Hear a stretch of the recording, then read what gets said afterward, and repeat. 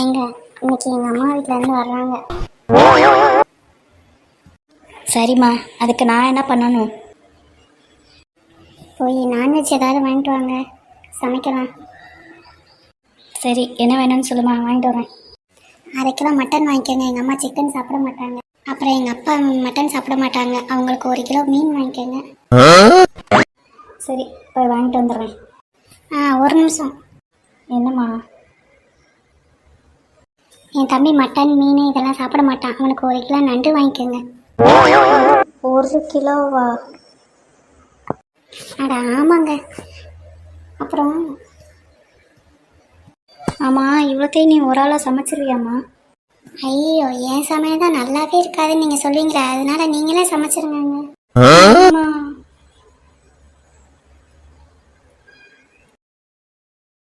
அப்புறம் இது சொல்ல மாட்டேன், என் தங்கச்சியும் வர்றா.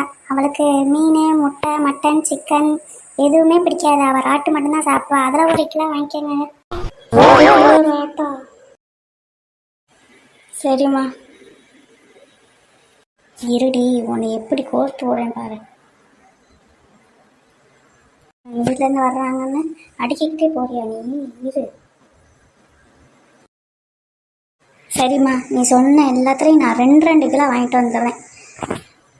உங்களுக்கு எவ்வளோ நல்ல மனசுங்க, நான் 1 கிலோ தான் சொன்னேன், நீங்கள் 2 கிலோ வாங்கிட்டு வரேன்னு சொல்கிறீங்க. அது ஒன்றும் இல்லைம்மா, இன்றைக்கி தான் எங்கள் அப்பா அம்மா அண்ணன் அக்கா எல்லாம் வரேன்னு சொன்னாங்க. அவங்களுக்கும் சேர்த்து வாங்கிட்டு வந்துடுறேன். அவங்களுக்கும் சேர்த்து நீயே சமைச்சிருமா. உங்கள் வீட்டில் இருந்து எல்லாம் வர்றாங்களா? ஆமாம்மா, அது ஒரு விஷயம். நான் சமைச்சா எங்கள் அப்பா அம்மா அண்ணன் அக்கா யாருக்கும் பிடிக்காதும்மா. நீ சமைச்சதுன்னா பாராட்டி சாப்பிடுவாங்க. அதனால நீயே சமைச்சிருமா. நான் வேணா உனக்கு ஒத்தாசை பண்ணுறேன். No, no, no, no.